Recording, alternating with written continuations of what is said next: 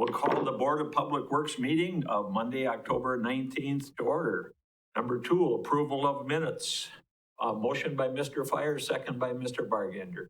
Comments, corrections? All those in favor say aye. Aye. Those opposed, motion carries. We have no citizens here, so we'll skip that one for citizens' comments. Next, number 4, construction update, presented by Chris Hawley, Street Superintendent. Chris? Well, good evening, everybody. Sorry about that. As always, I'd like to start out with some staff updates, but I just want to give you an update on a state audit that we had from the state of Wisconsin Department of Safety and Professional Services. Came in not unannounced, but we scheduled a safety audit meeting for the buildings over at City Garage. I just want to let you guys know that we passed with flying colors. With the, I think our safety program at MUW in the last 2 years has done tremendous things for us. Not our safety coordinator, he had retired in April, but Sean, who does he's the safety coordinator for the Marshfield Electric and Water Department. He came over and assisted with some stuff. It was nothing major. Everything that we had to clear out some spots and clear zones and stuff like that, but nothing major.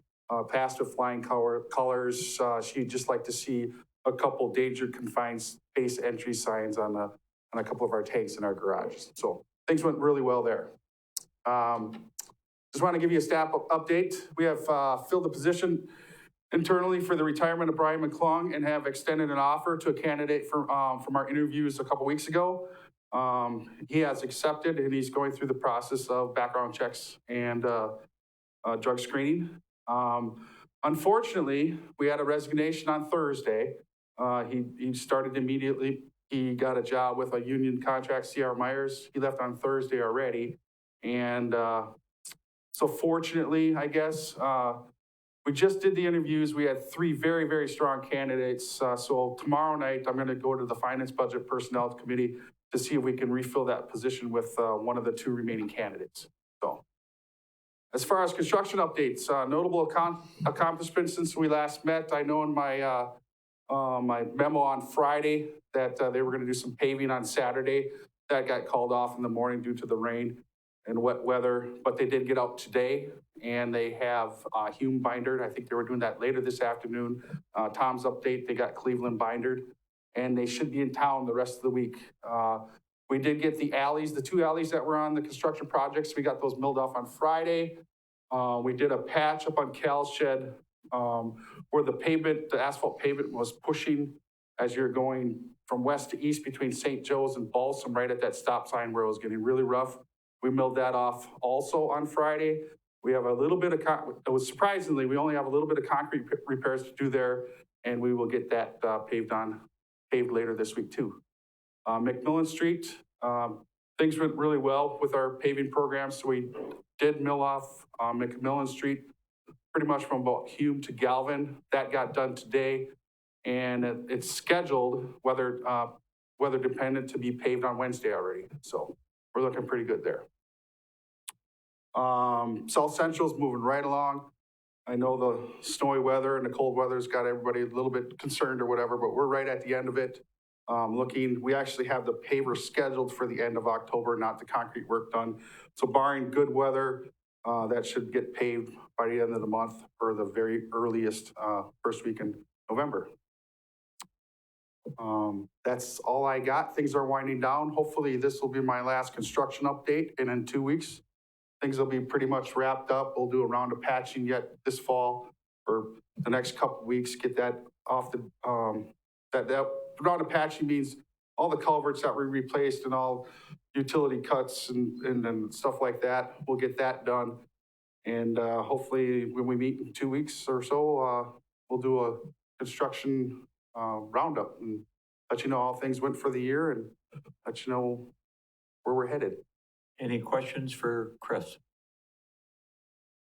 I would just like to commend your staff, you and your staff, for the Central Avenue on the south end there. I thought that went rather quickly, and it looks like it's in really good shape now. The guys are doing a really good job out there. Yep. Okay. Thank you. All right, thank you, Chris. Next, we'll have Tom Turchie, City Engineer. Tom. All right, our Cleveland Street project, the last two blocks were bindered this morning. The paving for those are scheduled for first thing tomorrow morning, and that'll tie up that project. The painting crew is here doing the pavement marking for that, and it has now been seeded and sprayed in the entire project. So that one is moving along very well. Have included some photos. The last photo is an actual photo of the project from the water tower, and that was taken by Tim Cassidy and Sean Miller from our office. They did manage to make some arrangements to climb the tower and take a photo of the project. The sanitary sewer interceptor relocation project for Vandehey Waters Aquatic Center. This project started on Friday, October 9th. The base and walls for the large sanitary manhole have been placed. At the time I wrote this, they were forming the roof, but they poured the roof on Friday. Bypass pumping for this project is pretty extensive with the large flows that go around this site. There's two large pumps that are out there. This project is moving along very well. Sanitary sewer lining contract is about 96% complete right now. And our storm sewer repair at Oak Avenue had to be delayed a week due to some scheduling issues with the contractor, but it's now anticipated to be done possibly later this week or the first part of next week. Are there any questions for my portion of the instruction update? Anybody have any questions for Tom? All right, thank you, Tom. Number 5, presentation of annual wastewater rate review presented by Phil Severson of Strand Associates Incorporated. Phil, take it away, please. Thank you. Can you hear me okay? Yes. All right. I'd like to thank the city again for hiring Strand to perform this year's rate review. Just to start off first, we are recommending a no rate increase, continue with your existing rate. And then I'll summarize just some of the highlights here from our rate review this year. So as we do every year, we look at the annual revenue requirement for the wastewater utility. This year's revenue requirement is similar to last year at approximately $6.1 million. However, I will note that this is a 0.9% increase from last year. Last year, we also were able to maintain the existing rates. So your current rates are the 2019 adopted rate. So 2 years straight, we are recommending a 0% rate increase. The O&M and maintenance budget for 2021 is a decrease of approximately 0.6%. We'll also note that the wastewater treatment plant was constructed in 1998. Majority of the equipment is approaching the end of its life. As we have in previous years, we included the annual equipment replacement contribution of $375,000. And this is used for replacement of equipment throughout the wastewater treatment plant. We also included the capital improvement plan of approximately $1.5 million. And then there's a cash reserve, which serves as a buffer for short-term differences between revenue outlays and as a reserve for future wastewater treatment plant capital improvements, like the upcoming phosphorus removal requirement. So I included in the summary letter the existing wastewater rates, which will be maintained, including all the surcharges will be held at the existing rates, and the existing holding tank, septic, and portable toilet fees. So this has been another review that we do as part of the rate study, is looking at projecting the water billings. This year being a unique year, we looked at kind of the first half of the year and looked like the trends had recovered after the first couple months, and now revenues are at or above where they were in 2019. So positive note for this year. Looks like wastewater rates will be at or above, revenues will be at or above what they were last year. Okay. Okay. Any questions? Mr. Bargander, go ahead. Thank you, Chair. For Strand, the $375,000 a year you're putting aside for equipment replacement, when did that start? And how long do you anticipate you doing that until it's capped off? This had started with the Clean Water Fund loan for the project that was around the 1998 project. So that has continued as a city policy to set aside money for replacing existing equipment. The Equipment Replacement Fund had been using a schedule for all the equipment at the wastewater treatment plant, and that was based on the original cost of the equipment at the time of that project. So the balance of that equipment fund continues to build as equipment costs will increase when he needs to replace them. So for the time being, we have continued to include that equipment replacement fund contribution. And what is the current balance in that account? I'd have to. I see Sam scrambling. My file here, if they can give me a moment, I could get you that number. Sam, do you have that? Yeah, at the end of December in 2019, so that 10 months ago, was $2.7 million in the replacement fund. So is there a plan to cap that off at a certain amount? Well, we have set up right now that we're trying to replace some of the bigger aerators, the bigger drives, the big VFD drives down at the plant. They're still original. And I think just to replace that equipment right there is about $2.4 million. And then we want to do some phosphorus improvement upgrades up there, which is probably about another $1.3 million right now. So we don't quite have enough money yet to do everything we want to do in the next couple of years. Our new limits go into effect in 2023. So our goal is to build that, you might say, piggy bank. Sure. So we can get these done these last two years. Okay, thank you. I will add that as part of our report that we provide the city, we include the replacement fund balances, and the total balance of equipment assets is approximately $4.5 million.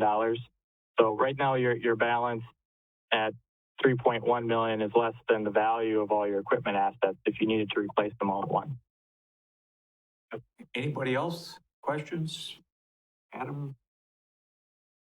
Being an old wastewater guy years ago, that was one of the best things that DNR did to make cities put an equipment replacement fund in, because Dan might have been around too when there wasn't one, and it was really tough people would come along, the cities would come along and say, well, we don't have the money to do it. And Sam, in your narrative, you talked about how old the plant is. I mean, a lot of us think it's new, but it's not. So you're going to be looking at a lot of equipment replacements over the years now. Is that correct? Yeah, even some of the VFD drives, we get them worked on just about every year right now, and you need them every single day. So at some point, we're just going to have to bite the bullet and replace them. Okay, thank you, Phil and Sam. I would entertain a motion to keep the rates as is. Mr. Bargander, motion. Mr. Rosenditch, second. Comments or questions? Roll call, please, Dan. I forgot about it on the minutes, but. Fire? Yes. Rosenditch? Yes. Bargander? Yes. Fisher? Yes.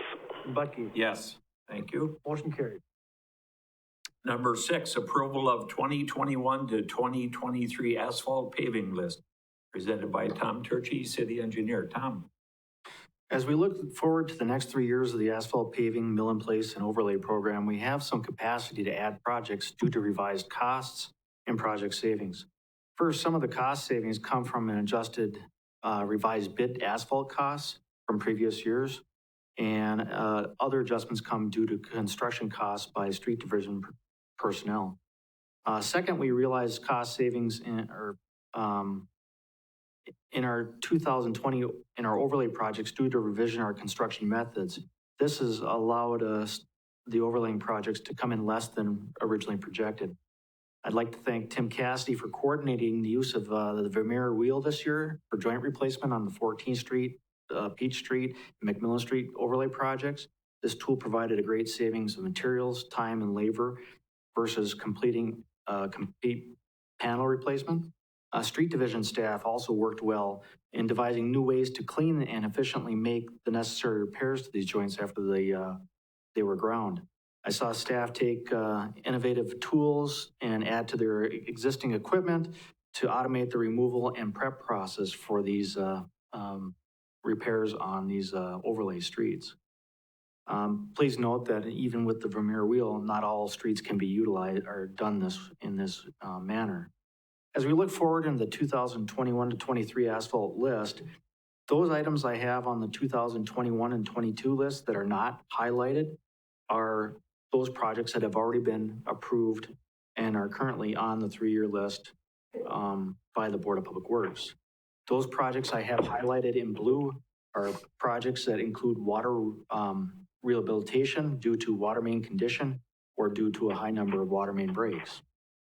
Finally, those projects I have highlighted in green are those projects which are being proposed to be added to the list in the various years due to the adjustment in asphalt and cost savings that we've realized.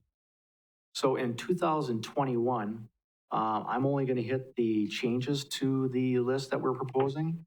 And the streets that we'd like to add are Magnolia Avenue, Adler to 3rd, Adams Avenue, McMillan to Upham, 3rd Street, Mulberry to Magnolia, Pine Avenue, 4th to 6th, and then for overlays, Adams Avenue, 8th to Arlington.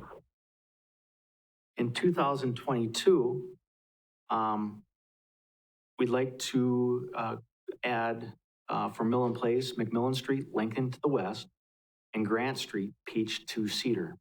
In the Grant Street, Peach to Cedar, there's some water main work that is necessary. In the overlays for 2022, we'd like to add Cherry Avenue, 1st to 2nd, and skip the Cherry Avenue one. Willow Avenue, 4th to the railroad tracks, and that one would also be done in coordination with some water work. In 2023, this is basically a new list of projects being submitted for review to be added into our program for the 3rd year out. And of that, we have Lemley Avenue, 21st Street to 5th Street, 5th Street from Lemley to Antone, Hinman Avenue, Daggy Street to Brecker. And this will include water main work. There are numerous water main breaks on that street. Fillmore Street, Hinman to the east, which is a small 125-foot section of street that's adjacent to Hinman. Edison Street, Cedar to Becker. Vine Avenue, Becker to Edison. Becker Road, Maple to Cherry. Calshed Street, Veterans to Sawyer. Fillmore Street, Juneau to Weber. Northridge Street, Central to Hamas. And we want to do another alley, Central to Maple, Blodgett to Cleveland. And then Hume Avenue, 29th Street to Veterans Parkway, concrete section. And then 2 more alleys of Central to Chestnut, Grant to Harrison, and then Central to Maple, Grant to Harrison. In the overlay projects, we'd like to continue on the South Central projects, going from 29th Street to the south to the roundabout. And then Apple Avenue, Daggy to Becker, and Palmetto Avenue, Daggy to Becker, adjacent to the middle school, or to Madison School. And then finally, A Street, Palmetto to Felker, which will kind of complete some work in that immediate area. Therefore, I'd recommend approval of the asphalt list for the next 3 years as submitted. I would entertain a motion. Motion by Mr. Fire, a second, Mr. Fisher. Comments or questions? All those in favor then say aye. Oh, I'm sorry, roll call, please. All right, we'll start with Fire, Yes. Rosenich, Yes. Bargender, Yes. Fisher, Yes. and Bucky. Yes. Motion carried. Thank you. Thank you. Number 7, recommended items for future agenda. Anybody have anything they want put on a future agenda? Okay, I would entertain a motion to adjourn. Motion by Mr. Fire, second by Mr. Bargender. Thank you, we are adjourned.